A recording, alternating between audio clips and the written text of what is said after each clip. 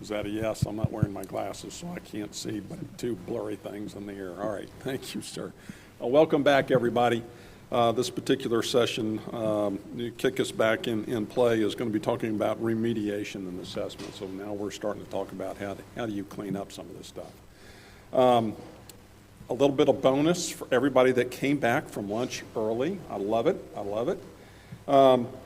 There is a mistake on the back page of the final program. It says that we're going to start tomorrow morning at 8 o'clock. We're not. We're going to start at 8:30. So everybody in this room that came back early gets to sleep an extra half hour. This particular session is going to be moderated by Joe Applegate, who is a principal hydrologist with Geosyntec Consultants. And Joe, I'm going to turn it over to you. He's also one of the ones that I finagled into serving on the steering committee and talking about when we put this program together. So he's got a lot of expertise in the area and will be a wealth of information and assistance to the speakers and everybody in this room. So Joe, it is all yours, sir. Thank you very much, Gene. Can everybody hear me in the back? Okay, excellent, excellent. Yeah, Gene shared this morning that he had this brainchild for the PFAS forum 4 years ago at Marco, and I was there in the room where it happened. It was off to the side in the bar drinking beers and talking about this strange new compound called PFAS, and Gene said, P what? So that's where the PFAS forum was born. So appreciate Gene having me back again this year to PFAS number 3. I also got to review abstracts, and I'll say that the level of presentations has continued to increase, and I see a lot of old faces but new faces, so we hope we can continue to grow this conference and excel in advancements overall in PFAS. I've been in the industry for about 37, 38 years, and I work on a lot of projects for DEP, federal, municipalities, and the past 3 or 4 years we've really been trying to get up to speed on PFAS. And from an assessment standpoint, I think we finally have gotten there. We've gotten through all the new SOPs, the decon requirements, the checklist not to cross-contaminate what we're sampling with what's on our clothes. And overall, the feds, the state, the munis industry, I'd say they're spending about 50% of their resources on PFAS assessment and some remediation. So I think there's been a lot of advancements in site assessment from a PFAS standpoint. I will tell you there are still some challenges, and one is finding PFAS-free water for drilling. I just spent 2 months trying to find PFAS-free water in Tallahassee. You don't want to inject and drill with PFAS-affected water, or you'll come up with it. But that sounds relatively simple, but there is 1 or 2 drilling firms that will provide PFAS-free certified water. But on a site in North Florida, it was going to cost $15,000 for 2 weeks of drilling to bring PFAS-free water. We were able to find a PFAS-free source in Tallahassee. We do have a lot of clean drinking water up there, but the old number of drilling with water that had up to 70 parts per trillion is over. You have to have it down to at least 3 or 4 parts per trillion before DEP will allow you to use it for drilling. So that's a big, big challenge. So you have to make sure you're planning for your drillers or somebody, the facility. You may have to test it several times to make sure it's okay to drill with. The other issue with assessment is IDW, investigation-derived waste. It's become harder and harder to find companies that will take PFAS IDW. It's about twice the cost of normal non-haz waste IDW. A lot of it has to be solidified, stabilized before it's disposed of. So we're continuing to cross challenges in the assessment world, but overall the process and so forth is getting refined. And we've got a couple of great presentations today on PFAS assessment. So with that, I am going to introduce our first speaker. Jesse Drummond is a professional geologist and a principal with Montrose Environmental. And he is going to talk about conceptual site models, high resolution characterization, and mass flux measurements. So we're looking forward to Jesse's presentation.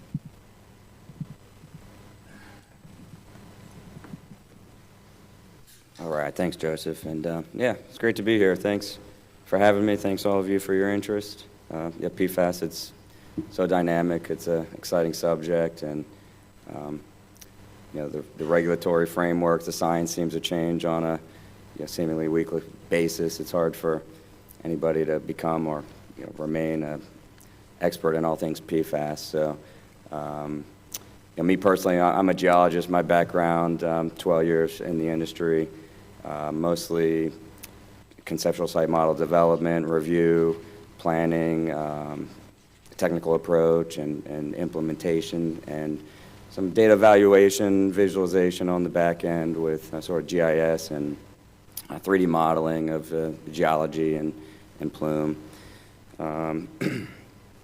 So yeah, a lot of these conferences and webinars really are heavily weighted on the advances, innovations in the analytical methods and toxicology and that sorts of things. So I thought this would be a good topic to contribute.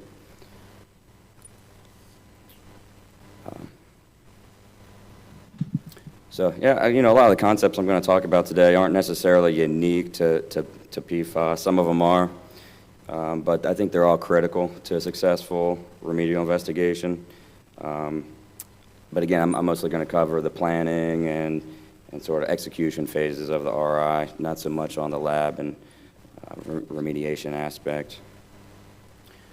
But I do think it is important to talk about remediation first and think about it first in the remedial investigation, because even though it may seem sort of backwards, it's going to inform your data objectives.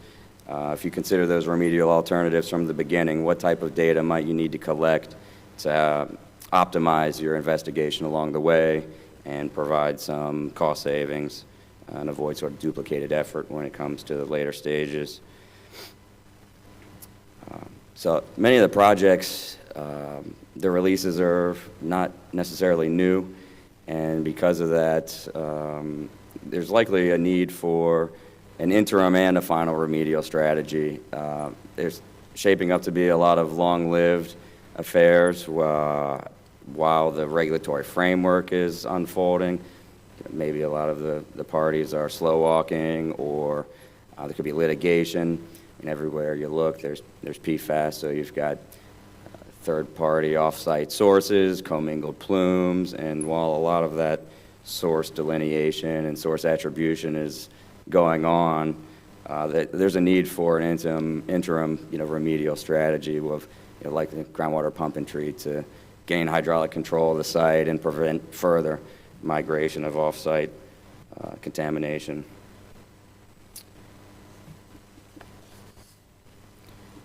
And collectively, we learned from the chlorinated era that the groundwater pump and treat, though it's not an effective source remedy.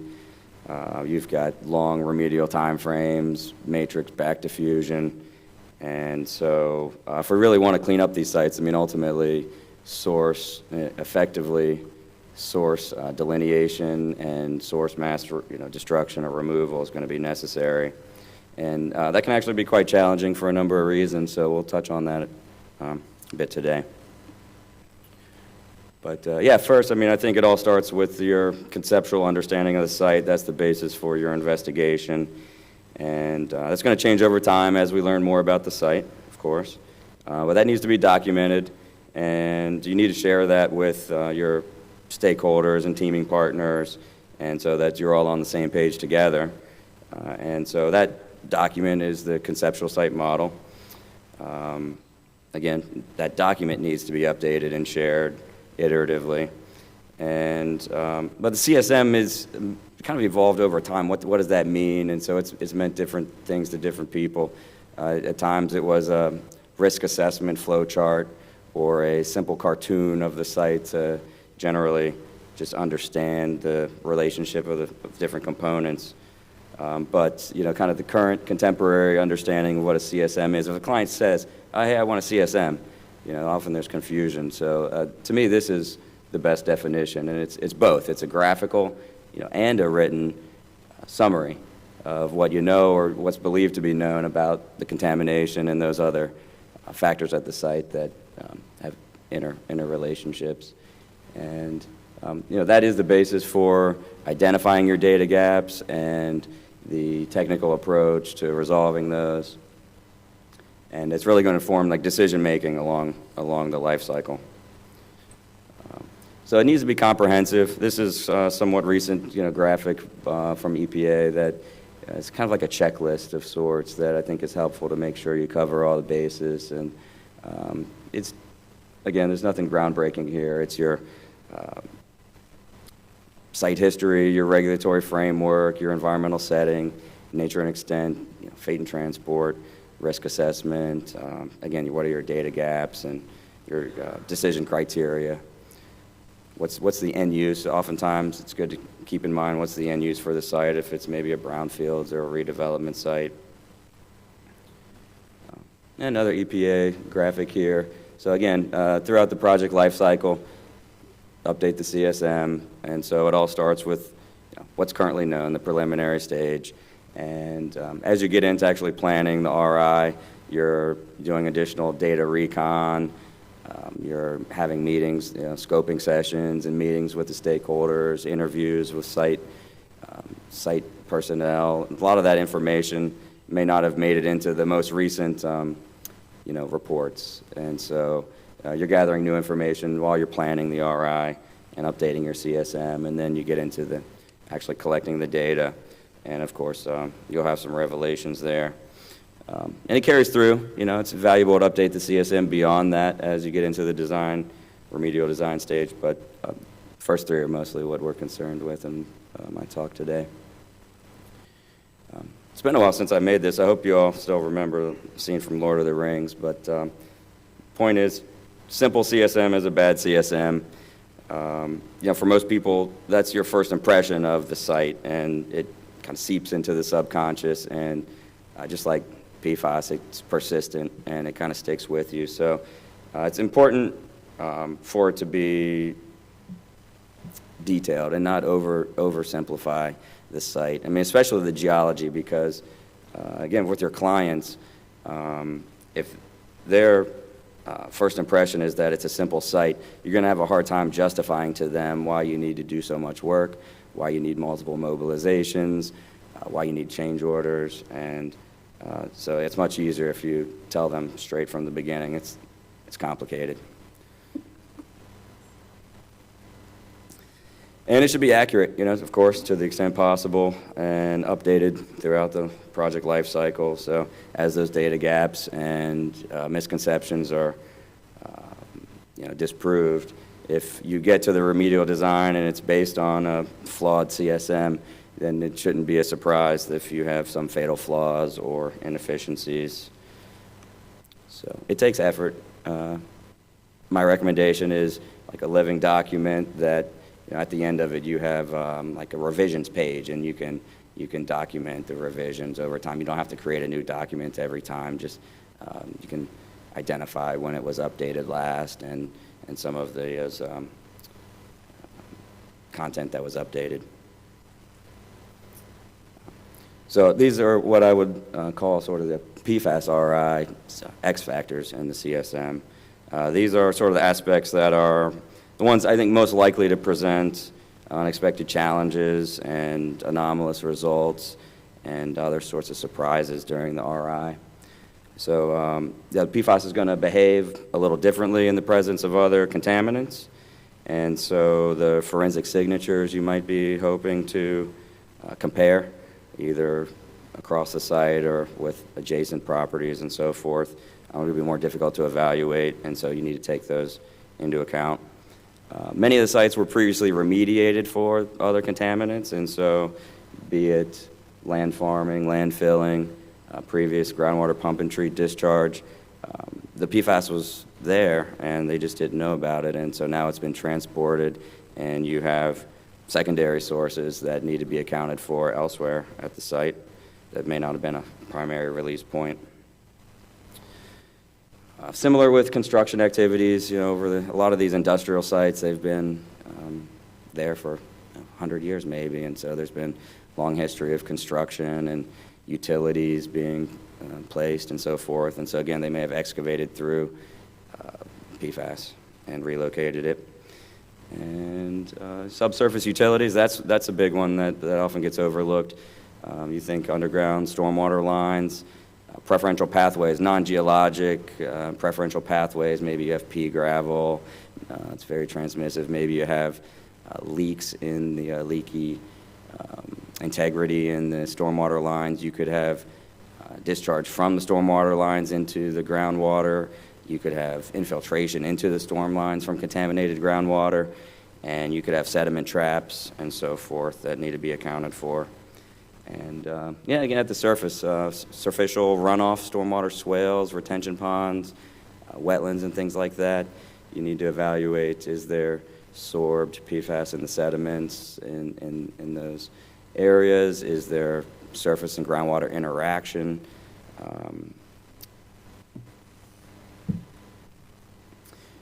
So again, a lot of these sites were previously remediated. You have a long history at many of these of petroleum or chlorinated investigations and remediation. So you don't have to start from scratch, and you really do get a lot of value by sort of digging into these historical reports. And oftentimes, the most recent historical report is going to have a CSM, which could be quite valuable. But you don't want to take it at face value, because I've noticed they often will just get regurgitated from report to report to report for over decades. And so, yeah, there could be many changes and inaccuracies that you need to vet. You need to review them with a critical eye. For example, especially in more densely populated areas, increases in groundwater withdrawal from the municipal or like the high-capacity water wells has increased over time, and I've seen groundwater flow directions change dramatically from, say, the early 2000s when the last IRP site was closed and all the wells were abandoned, and so you don't have a current picture of what the groundwater flow directions are, and if you just look back to the historical reports, then they might lead you astray. So yeah, always consider things may have changed, or there could be inaccuracies with those existing CSMs. And I'd say in a lot of cases in the proposal stage, say maybe it's a government project and they furnish some information, typically they'll just give you the preliminary PFAS reports, and so you're going to benefit from digging into the admin record. It's available, it's publicly available. Some of them are more accessible than others, but it's quite a gold mine of geologic boring logs and well construction logs and hydrogeologic sort of aquifer characteristics and things like that you can draw on, and you don't have to start from scratch. One that's been particularly valuable for me are the USGS groundwater resources reports, like the ModFlow reports they'll do. And often, some really bright people doing those, and they have contemporary data, contemporary interpretations. Whereas if you're going to look at the geologic maps that haven't necessarily been updated in decades, and those reports, again, are quite dated. So I found that in those groundwater resources reports, not only do they have a lot of really great insights, but also even new geologic interpretations. And unfortunately, most of these reports are what I would refer to as dark data. They're PDF, and just difficult to work with. The best practice would be to have a georeference database of all the boring logs and well construction logs. So the effort to compile that, I'd say, is well worth it, and especially on sites with complex geology, where you're likely to encounter a lot of uncertainty. And don't just limit yourself to the site itself. These days, a lot of the counties have great GIS and well databases that you could draw on. And even, oftentimes, there's adjacent contaminated sites that you can draw on and have a nice local regional geologic picture that's going to help you better understand the sort of fate and transport pathways and mechanisms. And yeah, it's an interesting fact. They did a study at Superfund sites and found that 90% of the mass transport is through less than 10% of the aquifer. So that really provides an opportunity to leverage efficiencies for your investigation and remediation if you can identify those pathways. And so application of environmental sequence stratigraphy has been very valuable to me on a number of projects, especially those with complex geology where, so the main theme is you have to understand the depositional environment that the sediments were laid down. It's not enough to just know the grain size and have a brute force, pump and treat. Oftentimes those have turned out to be very inefficient or some fatal flaw. So if you understand the depositional environment, that you can predict what depositional features you're seeing, and with it, the scale of those features, the orientation, the frequency, and the trend as you go deeper into the subsurface, what you might encounter. So, for example, there's a sand body. Now, that could be sand dunes when it was laid down, and it's over a large extent laterally, and so you might expect more dispersion of contamination in the groundwater. You might need to delineate out laterally your plume much wider than this sand body could be a paleo channel, which is more of a linear feature. And so understanding the scale of that feature is going to probably result in less borings, less delineation, and again, just opportunities for efficiency throughout the project life cycle.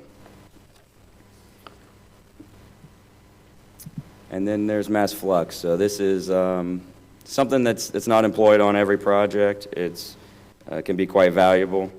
And so what is it? Why is it important? Well, in this example here, you may have, well, as an example, you may have a site with like multiple source areas, many source areas. Some of these DoD installations have 12, 13 or more source areas. You may have industrial sites with like similar amount of source areas. And so you may want to prioritize which are the worst, which are contributing most of the mass to off-site discharge and so forth. So looking at concentration alone isn't enough to answer that question. So mass flux is essentially the contaminant mass that's moving through a given area per day. And it's the hydraulic conductivity, or the K value, times the hydraulic gradient times the concentration. And so it's a pretty simple concept, but you have to check your units. You don't just multiply, but in concept it's simple. And you really don't even need a hydraulic gradient to really understand the relative mass flux, because you could see it's a very low number typically, and 100 times next to zero is next to zero. So you can discount hydraulic conductivity, and a lot of times to just simplify your understanding. And in this example, you have oops, here we go. Sorry. Yeah, 3 lithologic units. They each have different hydraulic conductivities. The gravelly sand being the highest capacity to transmit groundwater. And in this example, they all have the same hydraulic gradient and the same concentration. And so intuitively, the gravelly sand there has much higher mass flux than the other two. In fact, it's orders of magnitude higher.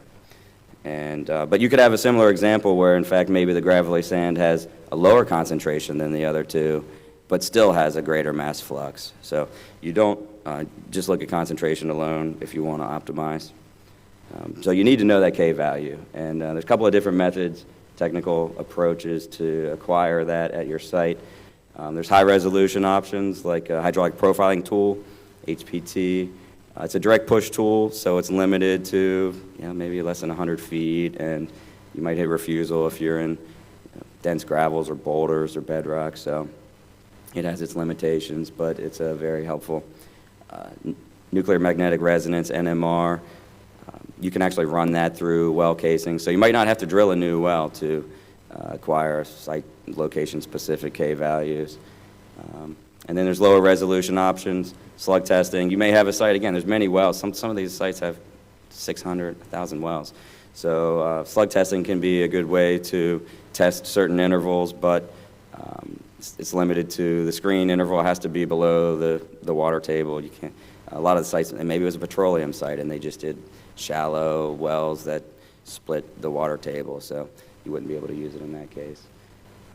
And then you could take grain size, like Geotech grain size samples from a lot of intervals, and use sort of literature values for the typical hydraulic conductivities for that type of lithology. That can be helpful. But you don't really want to use pumping test data. You can calculate hydraulic conductivities from pumping tests, but those are like a large volumetric average of the site because they're of the duration. So a little more on mass flux. I mean, how do you do it in the field, right? So if you look at different parts of the site, the mass flux could actually be variable because you have a lot of heterogeneity in the subsurface, and so you want to identify the areas that have the highest mass flux, so you can potentially target those for, groundwater extraction well, for example, and optimize your flow volumes. And so if you have a high resolution understanding of the geology already, that's great. But if you don't, you're probably going to implement this in a series of transects with prescribed spacing and depth intervals where you collect the hydraulic conductivity and the groundwater concentrations. But the sampling in low K zones, like the silts and clays, is very time consuming and it's not all that valuable. So if you do have understanding, great, you can skip to sampling those more transmissive zones. But if not, I'd recommend maybe you go out with the first mobilization and do a hydraulic profiling event and identify and correlate those transmissive zones first, and then you can come back in and just sample those and not waste your time on those low K zones. Again, negligible hydraulic conductivity in clay, so 100 times next to nothing gives you next to nothing. So you don't have to factor that into your equation if you know it's basically impermeable. And you can actually do some really neat things with 3D modeling software these days with mass flux. You can do a correlated grid model of gridded hydraulic conductivity and use the same grid and do interpolated plume model, and then you can multiply those two together and have a 3D model that visualizes the mass flux. And so I've done that on some sites. It's pretty interesting. But if you do, I'd recommend just pick one analyte at a time. I experimented with PFOA and PFAS combined, and if you have multiple source areas, that can actually lead to some confusion of source attribution because you have different compositions and different sources, and they will more or less transform differently downgrading through the plume. So yeah, I'd stick to one analyte at a time. So we don't always know where the soil sources are, and you can't really just rely on sort of triangulating or backtracking from the groundwater samples because of some interesting characteristics of PFAS. So they like to sorb to the organic matter, and so you commonly have high concentrations in the shallow subsurface of the vadose zone where there's higher organic matter, and it can actually take 1 to 2 or several decades in those high organic content zones, according to some recent research, for it to reach the groundwater through infiltration from precipitation. So you may not find the source area just by putting in more wells. And there's a few other factors where sources might have been overlooked. So historically, a lot of the compounds we've been sampling for are those end members. And so if your source is in an area that was historically contaminated by petroleum, or it's in an anaerobic environment, you could have some anomalous plumes. You might not understand where they're coming from, where the total organic fluorine is, as it's migrated into an anaerobic aerobic environment, then it's transformed, and all of a sudden you see increased concentrations, but your source could be well up gradient. And early on, some of the screening criteria for the site investigations was such that they would take some soil samples, they would take some water samples, and they would use like a human health risk criteria to decide if they needed to move forward to RI. But those early guidance for soil was that number was actually higher than the concentrations it would take to impact groundwater. And so if they didn't put that one well in the right location, or if they didn't find exceedances in groundwater, and they were below the level for soil, they would say, oh, no further need to investigate this source area. So you may need to go back and look at some of these source areas a second time. So let's talk about source strength. Understanding a few of these key aspects is going to be important if you want to apply the forensic approach to your data evaluation and source attribution.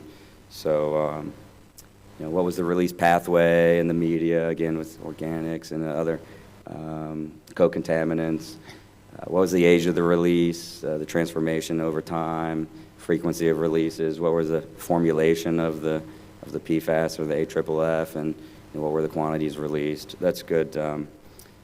For a lot of the DoD installations, a lot of that is obtained in interviews during like the site investigation phase. But for industrial sites and things like that, your remedial investigation might be the start of the investigation, and so you want to make sure you capture that information. It's going to help again with the forensic attribution. Maybe you have commingled plumes from an off-site third-party source. And then mass flux from the soil to the groundwater. There's some things to talk about here. So lysimeters, as far as the technology goes, these are very helpful.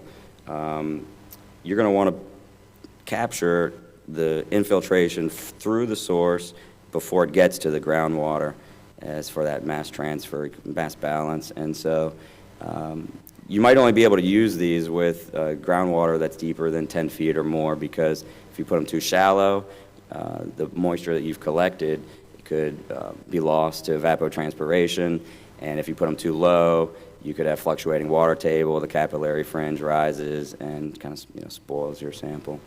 So in those cases with shallow water table, you're going to want to look at the SPLP, and maybe I've heard there's some advances with leaf, sort of similar leaching, soil analysis. And then, again, for the forensics, you've got the TOPO, the total oxidizable precursor array.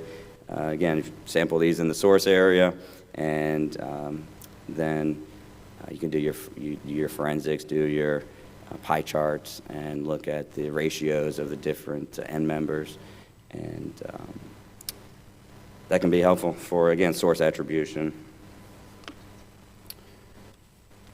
So I'll wrap up just a couple of slides on technical approach and unconsolidated geology. You target the shallow organic layers for soil sampling. You're going to target those organic rich. Target those clays, because similar to chlorinateds, they have seen potential for matrix back diffusion, preferentially with some of the PFAS, like the alkyl acids, I think, have preferential matrix diffusion, back diffusion. Bedrock, there's really nothing unique to PFAS here. It's the similar technologies, but some lessons learned I'd share would be, because the drinking water is such a hot topic, and so many of the drinking water wells or bedrock wells, when they have a contaminated one, the clients often wants to go out, hey, install more bedrock wells. But so many of them were installed many decades ago. Maybe it was cable tool drilling, and they have well integrity issues. And so there's some analytical exercises you should consider first. Evaluate, does the head differential between the shallow aquifer make sense? Compare that any changes over time. And again, because it's hard to identify the shallow source area, you want to make sure you're putting the bedrock well in the right place. So, evaluate those vertical gradients, and Make sure you understand the groundwater flow direction. There's some innovative passive flow meters and things like that that you can use. Even if you have only one bedrock well, you don't need to triangulate in order to get your groundwater contours and so forth. You can just put a passive flow meter down and figure out your groundwater flow direction. So I'll wrap it up there.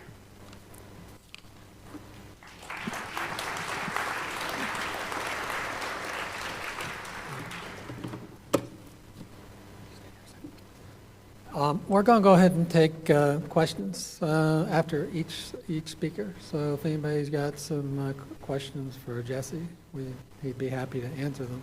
I will comment for Florida practitioners, the last revision of 780 included conceptual site model, regular updates of those, and so it's in our regulatory language as well in Florida. And I do believe the new DOD guidance on the soil screening criteria is for impacted groundwater.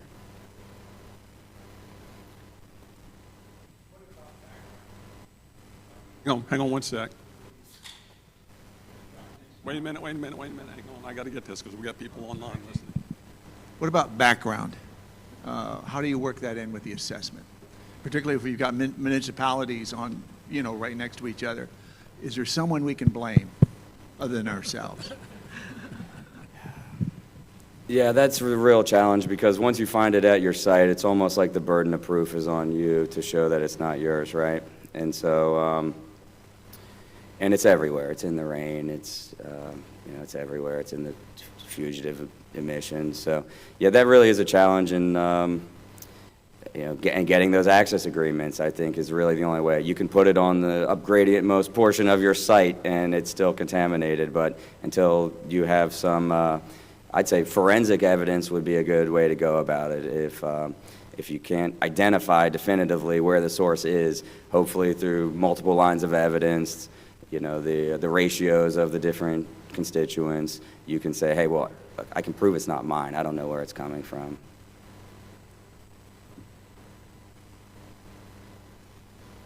One quick more question, if anybody has one. All right.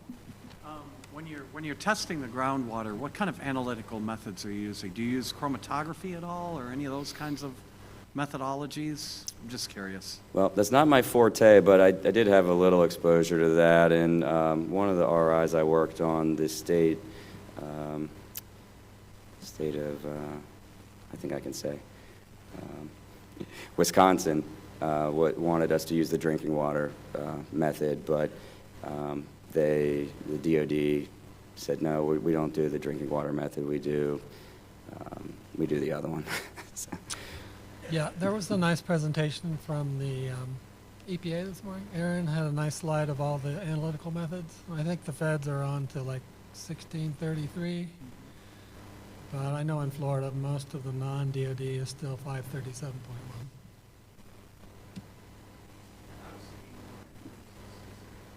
Like types of analytical methodologies, like specific lab equipment and things. We can have another talk. Yeah, there was, some mobile laboratories options for a while where you could do, field delineation in the field and then split samples for definitive analysis. During delineation, you can minimize your total sample count, but I'm not sure.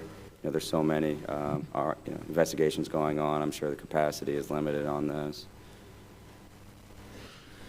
One other thing we've seen from DEP in Florida is the molecule likes to hang out right at the interface, the Veda zone groundwater interface. So DEP will typically make us collect a lot of soil samples right at that interface because of the structure of the molecule likes to hang out there. I don't know if you've run up against that too. Absolutely, yeah. Especially if there's petroleum in the same area. We have a question over here.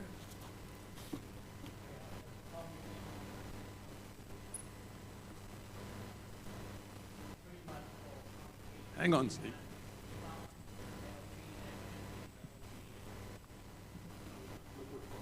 Jesse, can you repeat that question? That's right. Can you rephrase that question before you answer it? Because I didn't get it on the mic. He was commenting on the analytical methods. I think it's LCMS. All right, I'm going to ask if we can move on because we're already 10 minutes beyond into the next session. Yes, sir. I'm not sure our last speaker's going to be here, so I let him go a few more minutes. Next on our list to talk about treatment technologies is Dr. deSilva. He's a PE with Freese and Nichols. He's a senior treatment process lead, and he has been in every one of our PFAS forums, so we welcome him back with updates on treatment. Thank you. So a little background on my, I've done about, covered PFAS projects in about 6-7 states, starting from landfill leachate, fire training facilities, landfills, water treatment plants, wastewater treatment plants, and sites. So I'm right now current PFAS Task Force Chair for Water Environment Federation, WEF for the nationwide. So we put several sessions in the WEF Tech. We had in New Orleans, and we will have another session in Chicago. I'm also advisor to AWWA technical advisory panel, and I also involved in 5 research projects, 5 universities, including Florida International University, that's this professor here, and NC State, University of Miami, and University of Florida. So those are drinking water, drinking water biosolids, and landfill leachate and solid waste type of research. I have done this is my 86th presentation on PFAS. I typically do about 6-7, probably in some months. So next presentation in Florida is for Florida Water Resources Conference and Rural Water Conference and Florida Permitting School in Marco Island. So giving some sources coming into PFAS, you know there are some primary sources and secondary sources. You can see firefighting foam use the PFAS because of heat resistant, and they are using all over airports, defense facilities, fire training facilities, and then they have contaminated over the years, and that groundwater below them and soil has contaminated. And then the secondary sources that comes to wastewater treatment plants as well as landfill leachate. Landfill leachates, did a project in Pensacola area. They are more than 10,000 parts per trillion on the landfill leachates. So I'm just talking about regulations. I'll just put this to PFOA and PFOS structure. You know, because of the carbon fluorine bond, that is one of the strongest bond in the environment and man-made chemicals. That's why DuPont and 3M use this chemical, and they never thought it will enter humans. And right now, all of in this room, we are screwed up. We have 99% of Americans have PFAS in their blood. So these rules, the EPA coming up, probably that will be finalized, not this year, next year. We just commented to Reagan from Water Environment Federation and AWWA to delay the enforcement of this rule until UCMR 5 is at least some results are available to be analyzed. So as you know, the PPT levels of PFOA and PFOS, 4 PPT on nanograms per liter. And then you have these 4 chemicals. You saw those chemicals, hazardous index. The research has shown those, if you have those 4 chemicals together, not individual, but together, then it has severe health effects. That's why they are summing on 4 different chemicals with a hazardous index. So this is a graph of blood levels of the most PFAS chemicals plotted in, surveyed in 2000 to 2004. You can see how much people have PFAS in different substances. You can see 5,000 ppt. When the health advisories, they are talking about 0.0004 or 0.02 ppt. So that's why I said maybe these rules will cure our grandchildren in the future. So the testing happening in UCMR 5, as you know, every 5 years, EPA picks about 30 chemicals, that's the rule, 30 chemicals, and then they, based on research, these chemicals are tested in about 10,000 communities in the US. So right now, they have about 10,300 got emails from EPA regional office. In this region, which is region 4, got about 2,200 customers. These communities are categorized into 3 different categories, over 10,000 people, and then between 10,000 and 3,300, as well as 800, less than 3,300. So these reports, these results are already, this sampling is already begun in that 36 months from,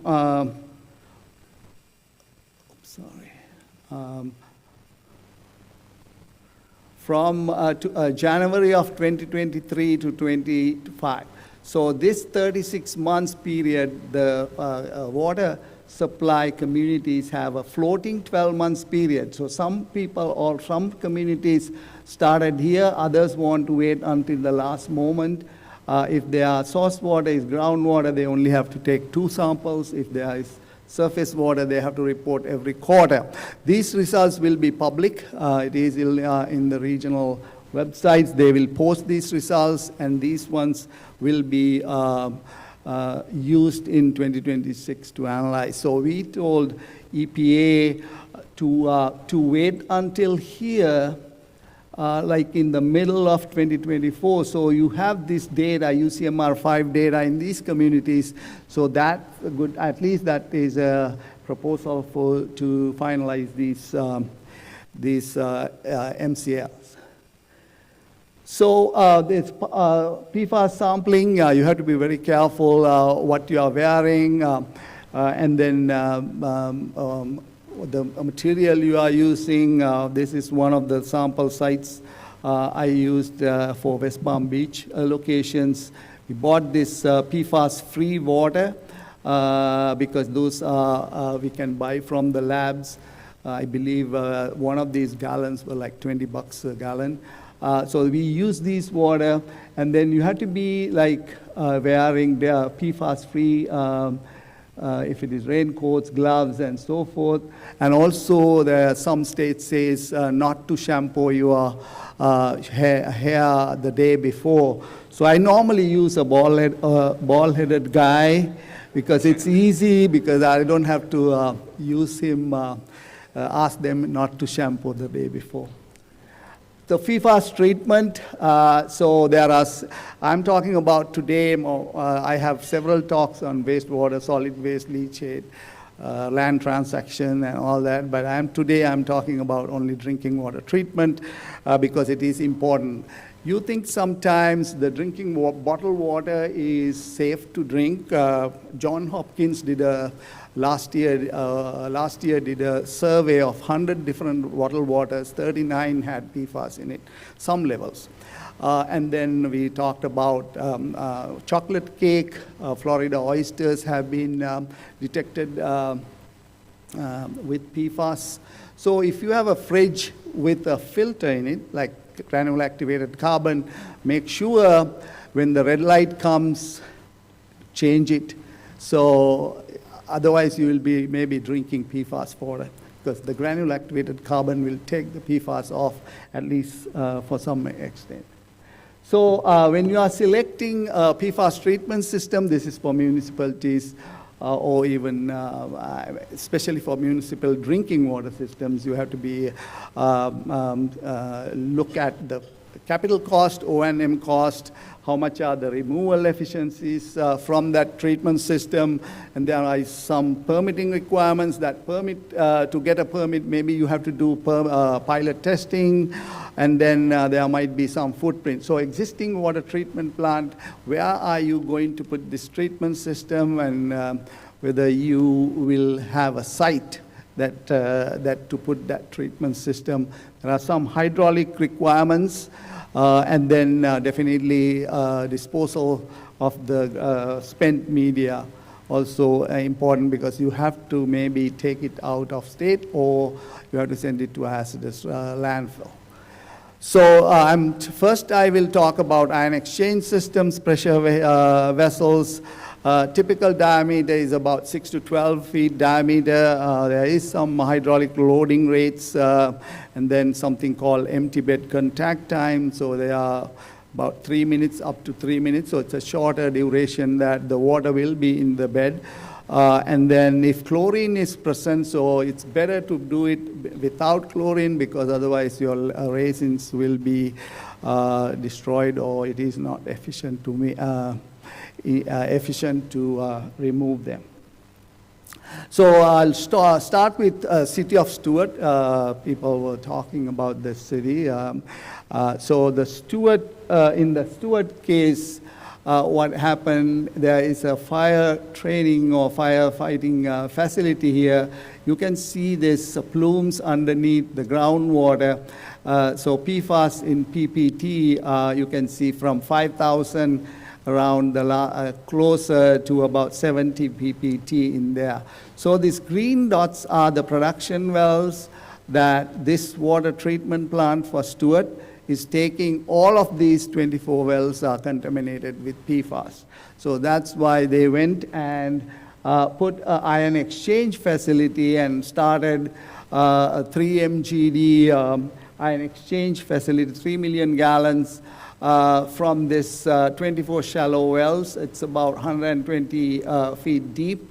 And they started this, this system in 2021 after about 18 months of piloting and commissioning. So every day they are treating the groundwater that is PFAS contaminated. So they are also building a 1.5 mgd reverse osmosis facility with a different aquifer. So that is happening right now. And that reverse osmosis facility, they drilled maybe 1 or 2 wells about 3,000 to 4,000 deep, at least 3,000 feet deep. So it's a different aquifer. It's not contaminated yet, but the shallow ones are all contaminated. This is another ion exchange facility, Orange County in California, where the Anaheim, the Disney is located. The groundwater, Orange County Water District is building about 33 PFAS treatment facilities in California, Los Angeles area, in Orange County, and already 5 are built up. So this facility is 4.3 mgd, only 4 ion exchange, about 4 vessels. They spent about $3.7 million to build it, and they started in 2021.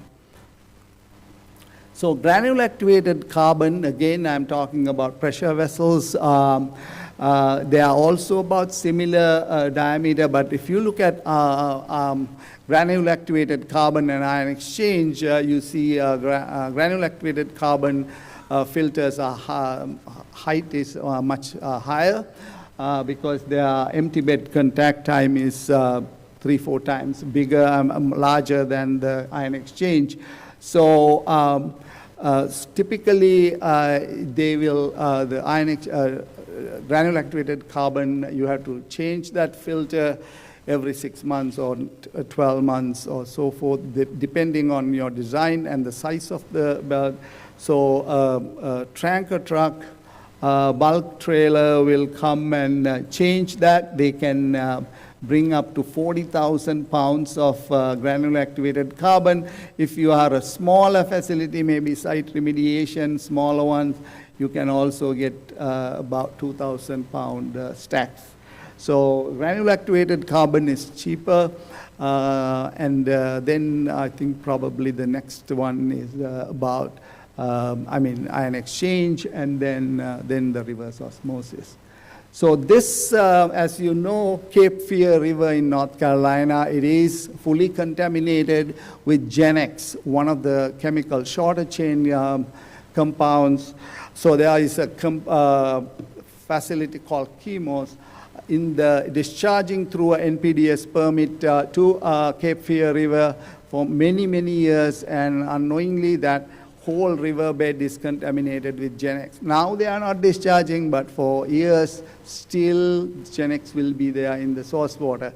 So the municipality is taking drinking raw water from the Cape Fear River in Carolinas, have built treatment plants already to take off the GenX from the drinking water. So this facility, which is called Sweeney Water Treatment Plant, 35 MGD, they build 8 filters. So normally you have these pressure filters, metal filters for a smaller plants, but this is almost like 35 MGD, so they have to go with a actual filter, and then you put 80,000 pounds of carbon on each of these tanks, and that's the polishing step to remove GenX. So they have designed that they have to replace one of these filters after about 400 days. So it's a year. So they started in 2022. The capital cost was $46 million for that. And then almost $3 million they have to spend on carbon and other material. So this is a smaller granular activated carbon. That's the pressure vessels in Massachusetts. They have a groundwater. The one you have seen earlier was surface water because it's from Cape Fear River. Here, it's 2 of the groundwater wells were contaminated, and then they built this facility. They are already operating about 2 years on this facility. Reverse osmosis, main thing is not much design, but also for the concentrate management. So once you have typically concentrate, when you get the raw water, you will be maybe getting like 75% recovery. So if you have 10 MGD facility of, let's say, reverse osmosis, you only get about 7.5 MGD capacity because maybe 25% of that is going to be concentrate. So normally people what they are doing is they are taking the concentrate and put another membrane and concentrate the concentrate so they can get more recovery and then reduce the concentrate that they have to manage. So it may have, if you have PFAS in the raw water, they will have at least 4 times more in PFAS concentration in the brine or the concentrations. But they can also use granular activated carbon and ion exchange filter to filter the concentrate that is happening in some other water treatment plants. I will explain a little bit. This is one of the designs I completed, Carolinas. This is a landfill, New Hanover County landfill, and it is only 75,000 gallons per day. So it's since a landfill here, and we completed in 2018. It cost about $4 million to build this reverse osmosis building and then inside this facility. And then we managed the concentrate here. Earlier, they had a lagoon, aerated lagoon with the leachate and a package plant here and discharge after that to this river through an NPDES permit. Right now, they detected about 12,000 to 13,000 parts per trillion, and then after we build it, it's non-detect, you can discharge here. So the concentrate here, what we did was, since we have to manage it, and then there is a disposal cost if you're sending. So there is another cell here in front of here that is actually discharged from these concentrations. We did some pilot testing and then dispose that concentrate into the closed cell. So it's a capped cell and then also the line cell. So you can maybe buy some time for this until the destruction technologies were available, which is about 3 years from here. So I worked with SCS engineers when we designed this plant some time back. This is an Alabama water plant. It's a 10.6 MGD facility, and they have a conventional treatment system on their surface water. So they have Tennessee River. Tennessee River had, upstream had a 3M chemical factory, and then they discharge these chemicals to Tennessee River, and it is contaminated. And so they have to add a treatment system. This is a town called Decatur, Alabama. People got sick, and also they sued 3M. So the lawyers got about $35 million, and city ending getting the $30 million. That's good. At least they got this percentage, and they started inside this building, putting these membrane facilities, and then treat to about non-detect level. And so they didn't do a pilot test at the very beginning. So they went without a pilot test. So they thought maybe GAC will do it. But after about maybe 12 months, it didn't work very well. So what they did was they replaced the pilot GAC filters with the reverse osmosis. And then they repurposed the GAC filters to treat the concentrate. So they have dual purpose. And then once you use it, it's a bigger filter, and the Alabama DEQ granted them, they can discharge that treated water back to the river, Tennessee. So they are operating right now very well. They are getting non-detect levels of PFAS here.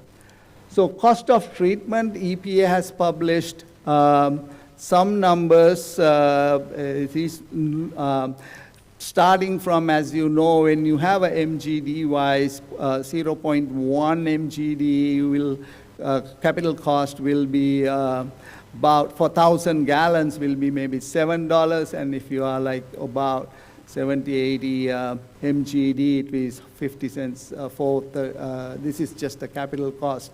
So this is some data that EPA published, but it is for particular example with carbon, and then these numbers. So your one, if it is a reverse osmosis, that might be more expensive. So this is particularly if you are using granule activated carbon. So if you are using granule activated carbon, it's also depending how many months you can run that granule activated carbon media replacement of 6 months or 12 months. So basically, that is the annual cost. I mean, how many, if you are having the same GAC vessels, and then annual changes, because this is 6 months, you will have more changes, so you have definitely annual replacement cost will be higher. So pilot studies, definitely it is recommended, and everything has to be piloted because every water is different. Recommend to do, if you can, maybe like ion exchange versus granular activated carbon. So you can, at the same time, you can treat the water from here. You may have to use a pre-filter to remove any other water quality parameters. Some folks use like pre-filters. Sometimes you can use the pre-filters, is chemically infused pre-filters, so that some manufacturers use that to remove part of the PFAS from the pre-filters as well. So destruction technology, this is one of the papers I wrote on the concentrate management. So some of the destruction technologies are still not ready. So technology readiness is maybe, I would say, from 3 years from now. So incineration, some of the incineration, it depends on temperature. So there's a lot of, some research going on what's the best temperature to get the full destruction. Plasma-based treatment, electron beam, supercritical water oxidation. These are the research that are going on. Some of these are funded by EPA because EPA is very interested to see some destruction type technologies, because then you don't have to, even if the CERCLA classified as hazardous waste, some of these systems, you can, if you can destruct and then they are economically feasible to put it in your treatment plants, then that's because you are mineralizing the PFAS. So on the biosolid side, thermal destruction, these are some temperatures. Pyrolysis have a promising results. They are producing, you can send your waste or biosolids to one of these facilities. It is happening in Los Angeles right now, commercially available systems, and then you can destroy. But the only thing is you will end up with biochar, which is only carbon value, or nitrogen, phosphorus is gone. But still now you can land apply these products here. So pyrolysis, gasification, and incineration, those are the upcoming maybe technologies for biosolids handling. With that, I would say these results are, I mean, PFAS regulations are changing. You will have maybe for rules coming up for residuals and AI emissions. But good that research is funded by EPA for destruction technologies. And then I think US, right now Korea, China, and Mexico, they are using these products still imported to US. Hopefully next 2-3 years, US will ban. Otherwise you go to Costco or Sam's Club, Walmart, you buy a non-stick pan and it is made in China, you still have PFAS in it, raincoats, boots, and all that other stuff. So I think a lot of municipalities right now, they put water quality reports in their website. I have seen some of these reports, and if they are reporting what are their finished water PFAS concentrations are. It is good to engage the communities and then educate them on what's going on and what are the plans. Have CIP money, capital improvement money for future upgrades, because now, since March 14, there is a draft MCLs. Hopefully next year they will complete, as well as have these rules finalized. With that, I can take any questions.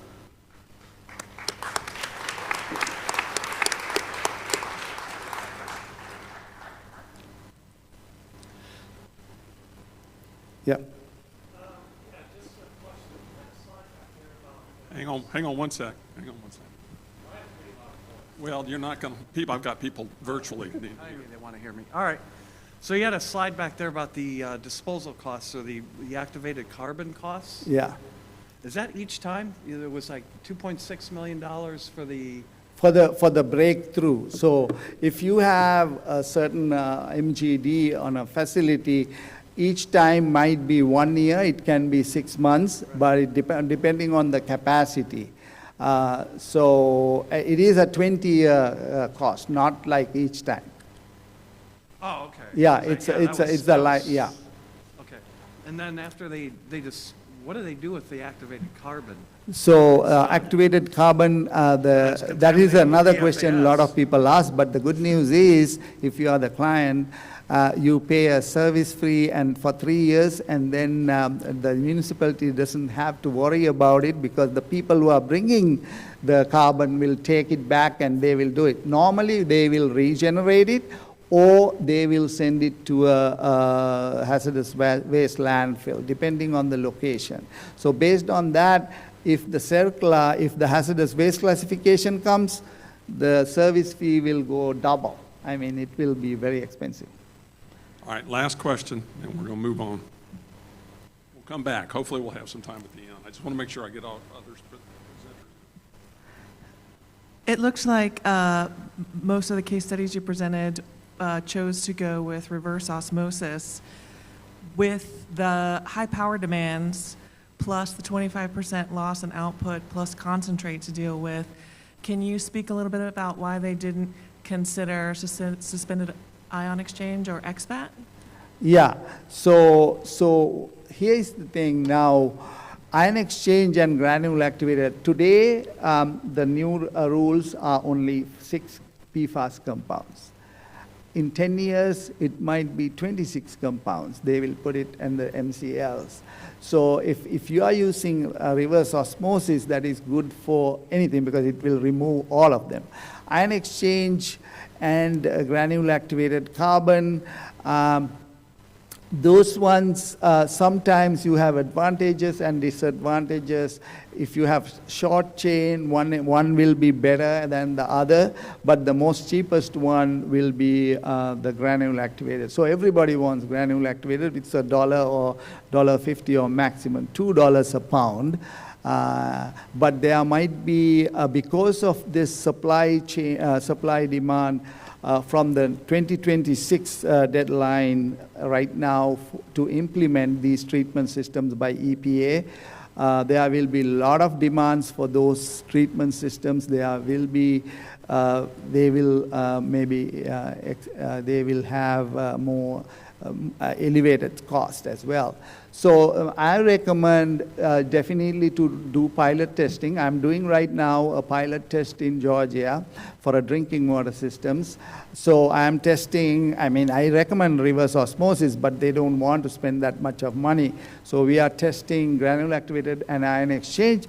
Probably they also have in between coated different media coated on top of granule activated carbon, so they will have a longer run than a granule activated carbon. So basically pilot test will tell your water quality, or everyone's water quality is different. But if you have TOC, total organic carbon, you may have to remove that before these systems, because otherwise they will occupy the space that is related to PFAS removal. So it's pilot testing and then doing some evaluation of your water quality. Thank you very much.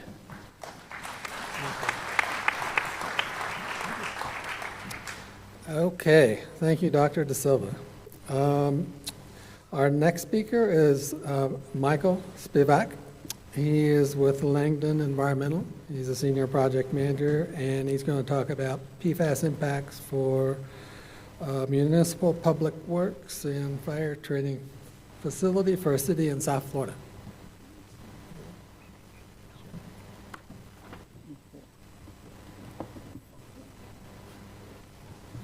Hello, everyone. It's been a while since I've done this. Thanks for having me. So I'm Michael. I work with Langan Engineering. Been in the business about 20 years. For those not familiar with Langan, we've got 5 offices in Florida. We got 42 nationwide and 4 internationally. I think we lost the border of the country there. So the City of Oakland Park Public Works Facility, that's what I'm here to discuss. This is a project that required a lot of coordination between city officials, legal counsel, civil engineers, and county officials. This was, as it was alluded to earlier, this was not as simple as our conceptual site model made it believe. But the facility itself has 5 components: a community center, a maintenance facility, a fleet fueling station, city offices, some chemical storage areas, and a former police station, and the reason we're here today, fire station number 9. But there were assessments ongoing for all of these areas at one point in time. For those of you not from Florida, Oakland Park is located just north of Fort Lauderdale. It's been around since 1929, and it's a pretty popular place to be these days, most commonly known by South Floridians for Funky Buddha Brewery. But I'd like to just quickly discuss how we got involved in this project. The city awarded us a professional services agreement in response to an RFQ. This was part of a capital improvement program for all of their facilities citywide. All the facilities that were upgraded are being upgraded are shown here on the right, but for our purposes, our assessment started off with a Phase 1 ESA for the purposes of a grant. The overall objective of our assessment in this project was for the redevelopment of the facility. Its current use is being converted over to a public park. Lots of green space, lots of play areas for children, and a brand new library and community center. Fire station number 9 specifically was being demolished. It's being replaced with a new fire station down the street. It's currently under construction. So this is the timeline of the work that we completed. And we started with a Phase 1 ESA, typically associated with a real estate transaction, but in this case, as I mentioned, it was needed for a grant application. We moved on to a Phase 2 ESA, and with the help of the Goldstein Environmental Law Firm, we did a brownfield designation on the site.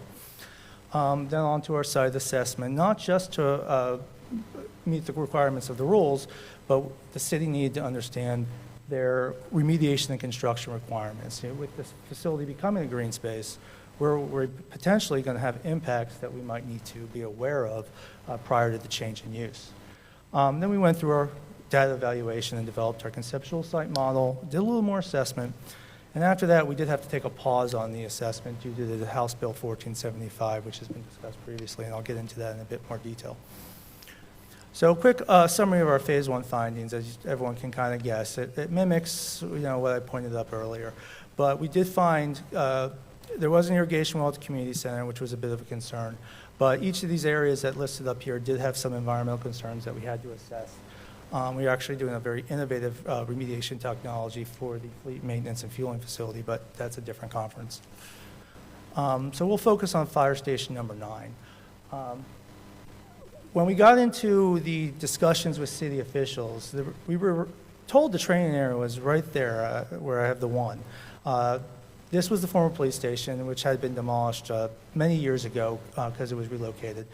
But there was also a reported AFFF tank at one point in the area on the left, as well as some AFFF storage that was reported to be within the fire station itself. So this started to build our conceptual site model, and we began to assess based on what we believed to be the source area. So I'm going to jump through this because I already kind of touched on it. But, so here we are. PFAS at the time wasn't regulated. Why did we start sampling for it?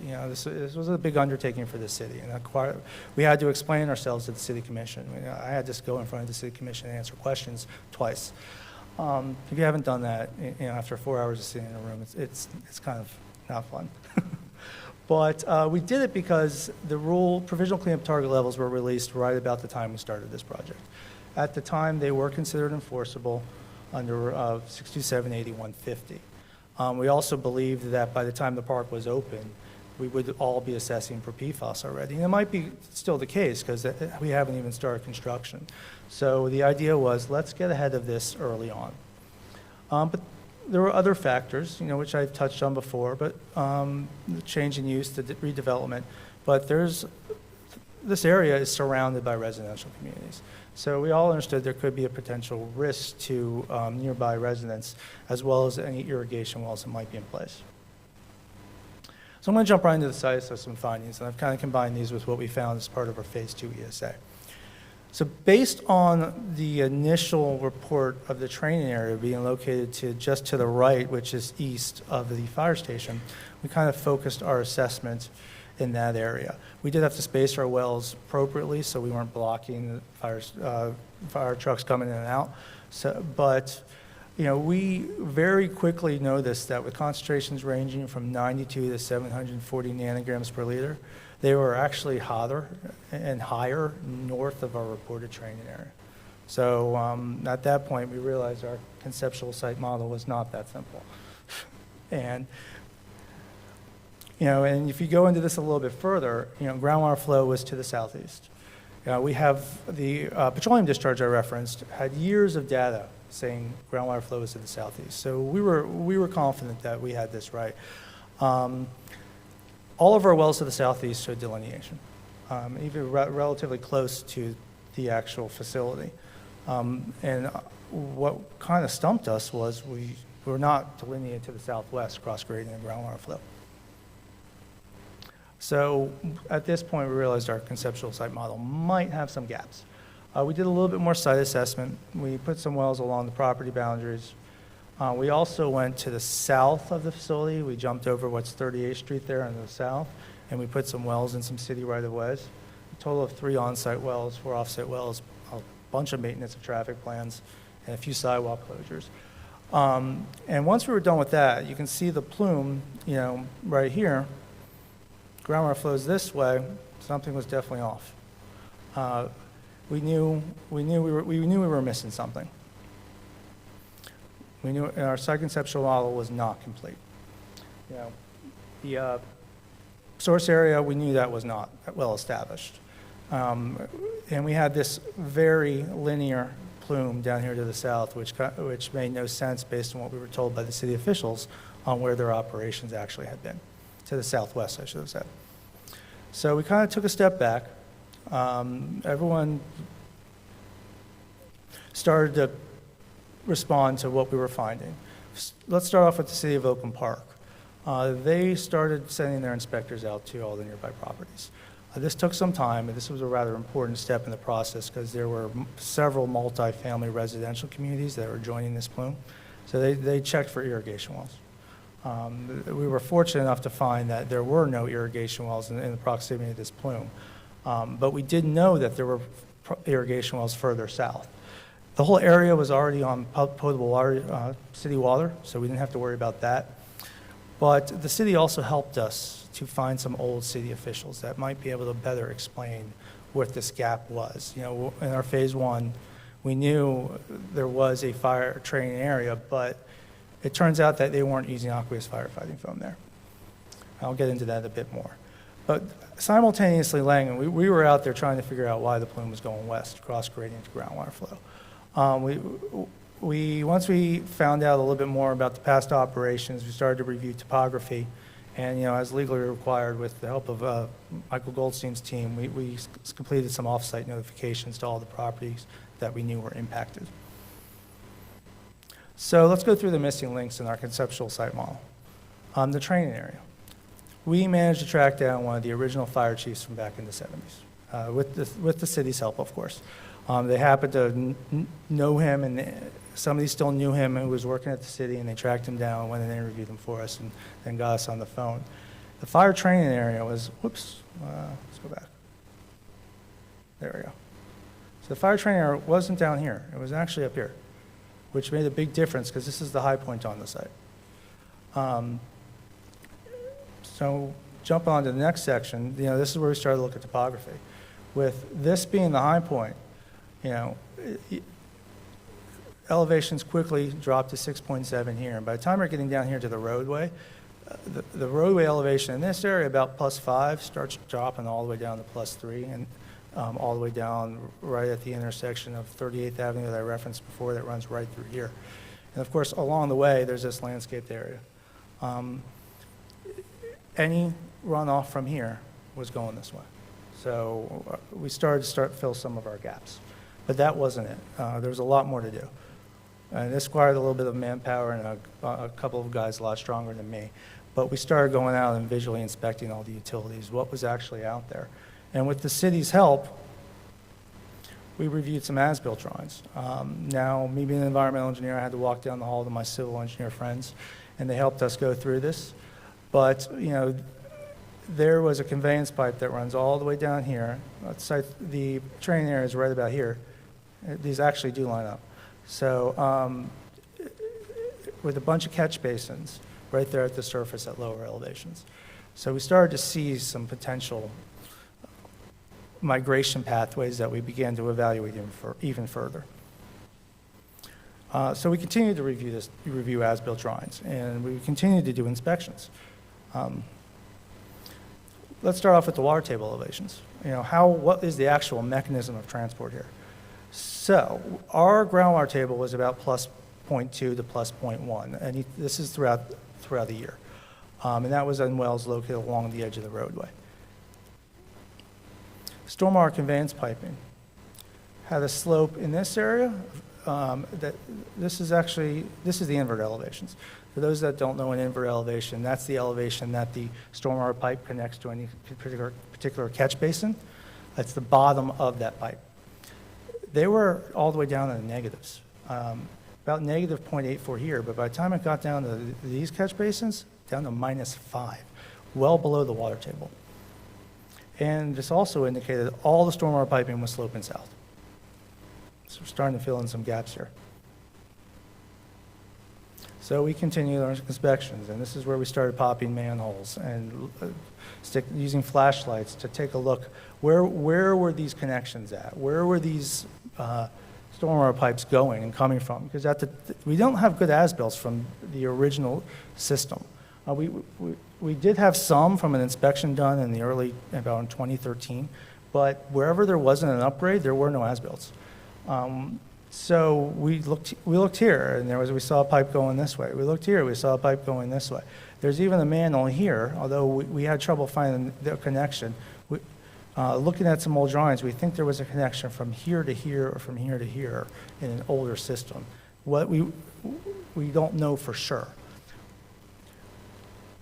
But we continued down Northeast 38th Street, and we identified that the stormwater system that is here stops about right here. So we did see a connection going north. Obviously, we couldn't pop manholes in the middle of the street, but we did see a connection going from here to about here, or it could have gone from here to here. And then it continued down and it stopped right here. So this is how we started to plan our next phase of the assessment. But a little bit more on why we focused on the stormwater piping is the original construction was corrugated metal pipe, and it was alluded to earlier, this type of piping is known to leak. Stormwater will leak through it, groundwater will leak into it. So if there's a head on the upper side of the slope, water's being pushed down, it's not just being pushed down to the pipe, it's being pushed out of the pipe. Or any contaminated groundwater around the pipe is leaking into it. I'll jump on. So based on this information and knowing that the layout and the construction of this stormwater system, we put in 2 more wells, one here and one here. More maintenance of traffic plans. The residents at that point got to know us pretty well. But we also had a relatively surprising and unexpected discovery as we were doing this offsite assessment. And this is actually something I've seen a couple of times. There was an adjoining C&D landfill. Had already been closed with an NFA with no further action with conditions. This landfill did not show up in our database report. Not the first time I've seen an old dump site. It's not, I should say, unregulated dump site. Did not show up. I've seen this a few times for unregulated dumps. We only discovered it when we were putting in this well and we started pulling up asphalt and roofing tiles.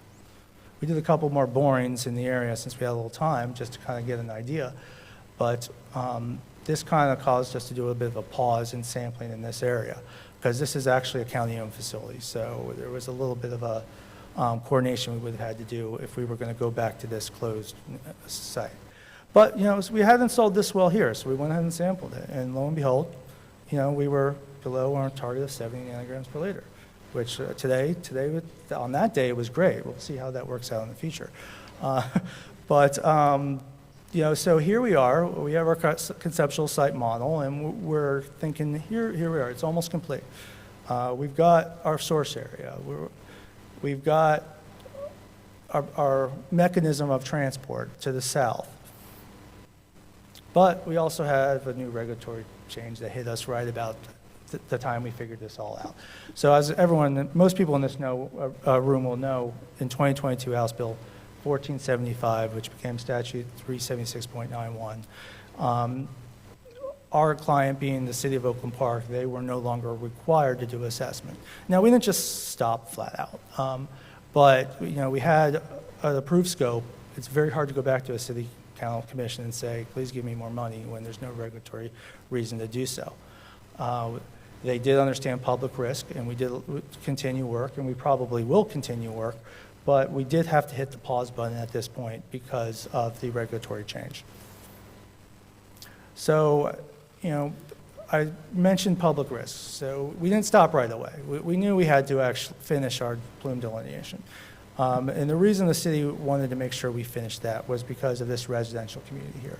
If the plume had been traveling any further south, we were getting into an area that, with single-family homes, that would have been much more difficult to manage this risk.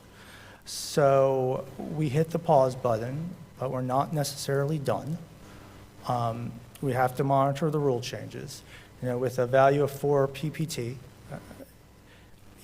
obviously we're going to have a lot more work to do if we can even get to that value and find an endpoint. So we're going to be monitoring the EPA rule changes and Florida statutes through 2025.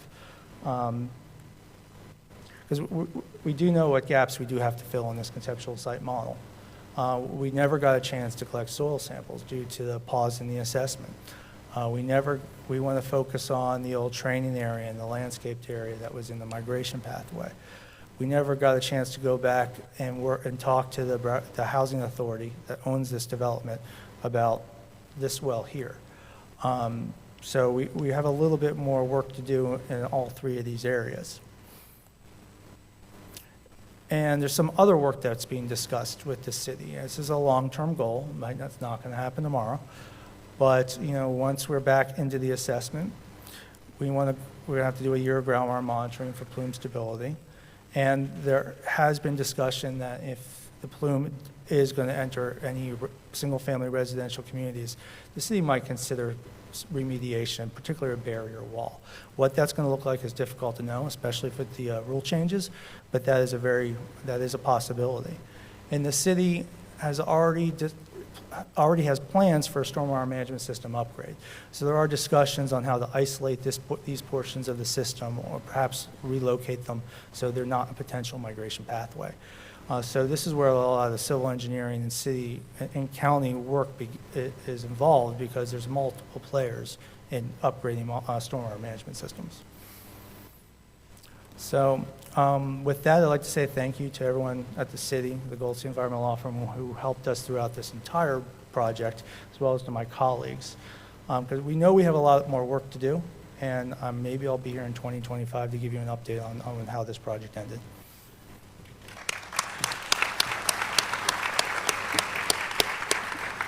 So, if anyone has any questions? I must have done a good job. All right, hang on.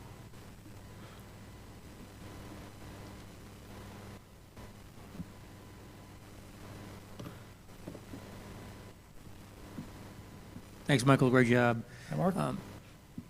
Are there any municipal well field receptors anywhere near here? No municipal wells. There was the one irrigation well I referenced that we sampled. But there were no other receptors nearby, no surface water bodies other than that one stormwater management lake that you saw in the drawings, but that's already within that landfill. So from a sense of receptor perspective, the only thing we're really looking at is the future use of the property.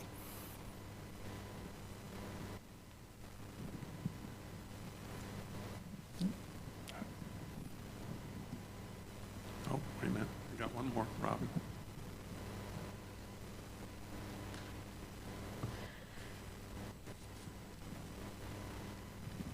Michael, what is the plan for the stormwater upgrade that you were talking about in the future?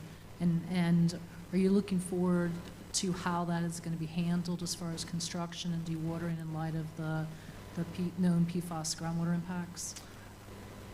I don't think we've made it that far, but if I had to make a recommendation, it would be to isolate those systems so that the water was not able to travel. don't connect sets of exfiltration trenches, or just abandon them and relocate it to the other side of the site. There's plenty of areas to the north that are lower elevations that stormwater could be routed to via groundwater flow, and to just isolate these areas.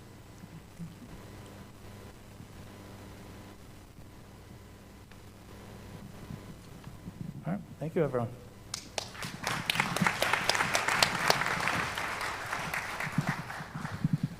Thank you, Michael. And our last presenter speaker is Martin O'Brien. Martin is a chemist and is the technical marketing and BD manager at Calgon. He's going to talk about thermal destruction of PFAS and granular activated carbon.